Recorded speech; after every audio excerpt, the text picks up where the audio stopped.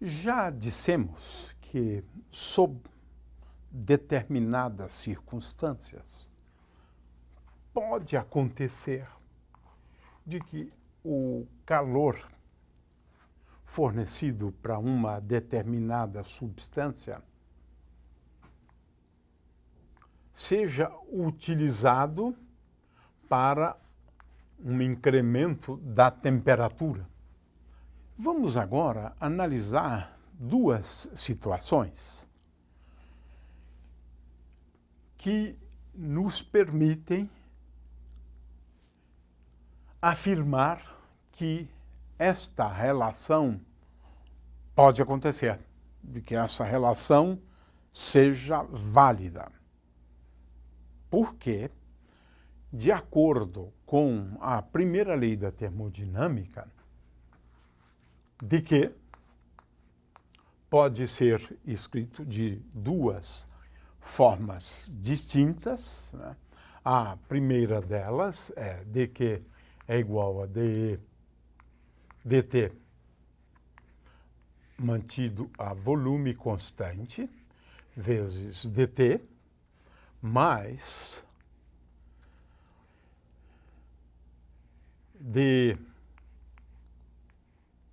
dV mantido a temperatura constante mais P vezes dV. Ou seja, fornecida uma quantidade de calor, ela pode resultar no incremento da temperatura, numa variação da temperatura e na variação do volume. É isso que estipula a primeira lei, né, da termodinâmica. Fornecer calor, pode acontecer variação da temperatura e variação do volume, realizando o trabalho, por exemplo. Mas o certo é que não é só por conta da realização do trabalho, né? É por conta também da dependência da energia com respeito ao volume. De forma que, em princípio,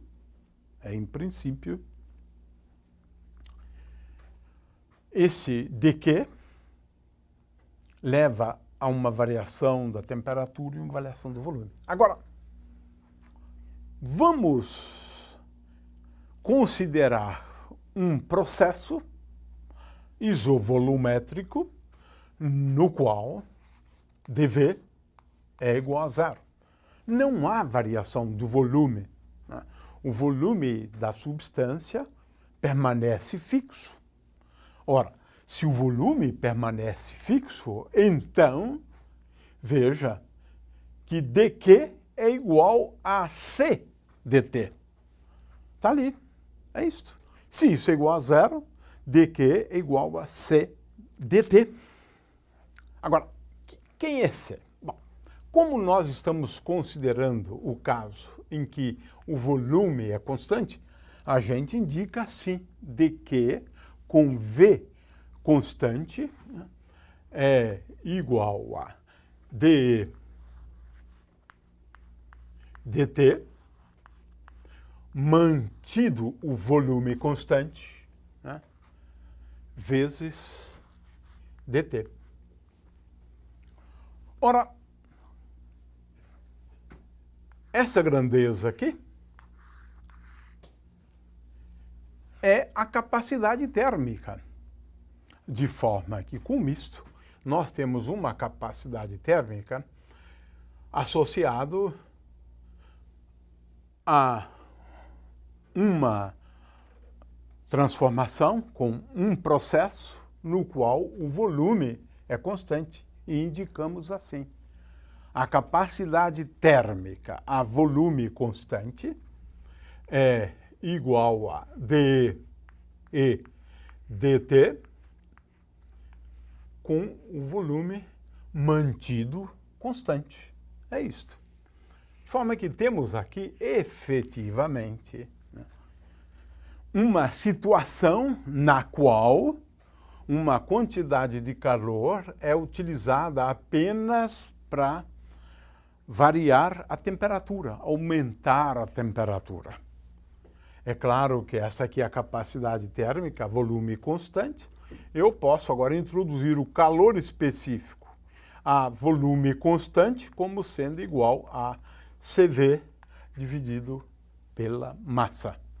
De forma que estamos falando de duas situações nas quais existe uma relação direta entre fornecer calor e apenas aumentar a temperatura. Muito bem, esta é uma situação. Vamos ver agora uma segunda situação, onde isso também é possível, né? Ora, nesse caso, nós vamos imaginar que a energia é função da temperatura e da pressão, né? Ora, dQ é igual a dE, mas dE é igual a dE dt, a pressão constante, vezes dt, mais dE dP, mantido a temperatura agora constante, vezes dP. De forma que, neste caso, dQ pode ser escrito sob essa forma aqui. Porque eu tenho que levar em conta, né, mais P vezes dV. De forma que esta é a expressão, né, para dQ. Para a gente continuar agora, nós precisamos fazer uso da equação de estado. Como é isto? Eu vou imaginar que V é função de P e T e, consequentemente, dV tem dois termos. dV é igual a dV dP, mantido a temperatura constante, vezes dP, mais dV dt, mantida pressão constante, vezes dt. Veja, agora eu vou substituir P vezes dV, com o dV dado por esta expressão, aqui nesta expressão acima. Eu tenho, portanto, aqui 4 termos agora. Veja, eu tenho um primeiro termo, que é dE dt, a pressão constante, que é esse primeiro termo, vezes dt. Um segundo termo, que é P vezes, então, mais P vezes dV dt, a pressão constante, e agora multiplicando tudo isso por dt. Mais, claro, eu tenho agora P vezes dV dP, a T constante, P vezes dV, agora eu estou agrupando os termos em dP, mais dE dP, a temperatura constante, tudo isto aqui vezes dP. Ou seja, ao fornecer uma certa quantidade de calor, pode ocorrer um aumento da temperatura ou um incremento de temperatura e também de pressão. Ora, nós estamos interessados naquelas situações nas quais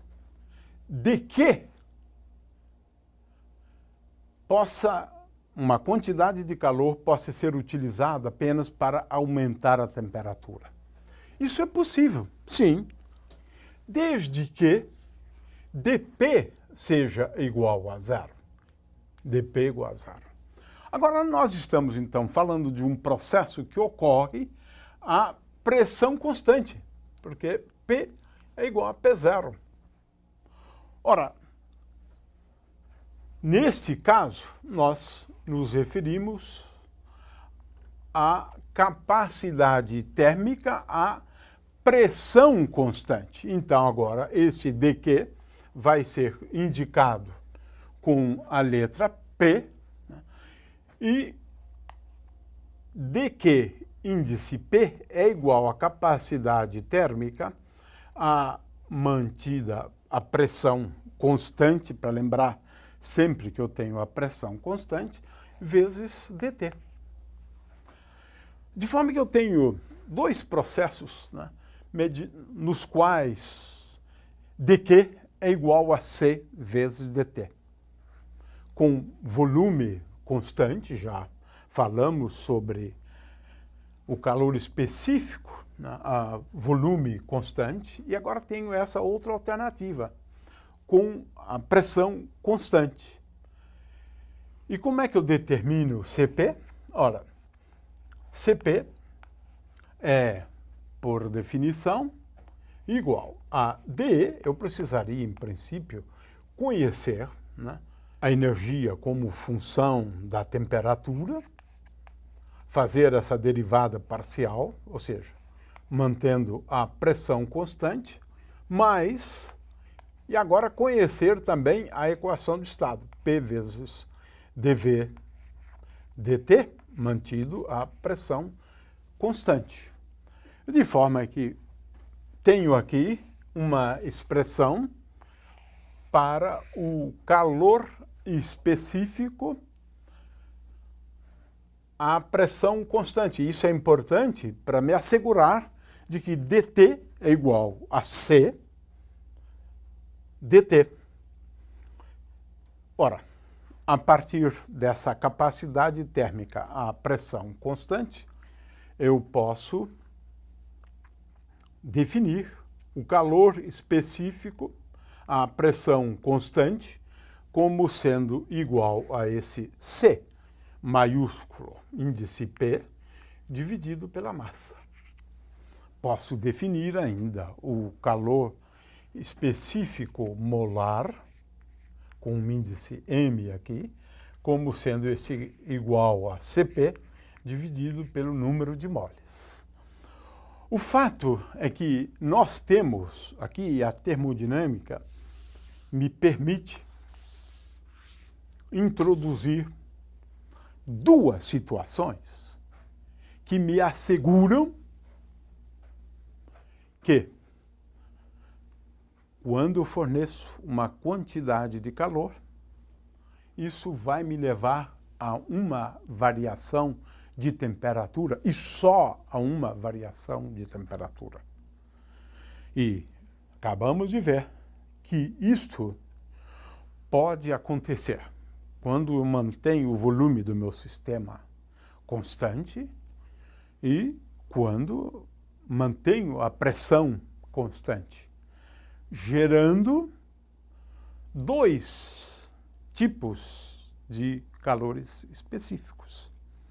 Calor específico a volume constante e calor específico a pressão constante. É claro que o calor específico a volume constante, ele basicamente é dado pela derivada parcial da energia com respeito ao tempo, mantendo o volume constante. A expressão para CP, estou falando agora de expressões bastante gerais, depois nós vamos analisar uma situação relativamente simples, né, que é o gás ideal, né? Ora, nesse caso, CP é igual a dE dt, faço uma derivada com respeito à temperatura, né, mantendo a pressão constante. Depois eu faço o produto de P vezes a derivada do volume com respeito à temperatura, derivada parcial, mantendo P constante. Tenho, portanto, em princípio, né, se eu conheço a energia como função da temperatura e se eu conheço a equação de estado. Esses dois dados são essenciais para a determinação desses dois tipos de calores específicos. CV, a volume constante, e CP, a pressão constante.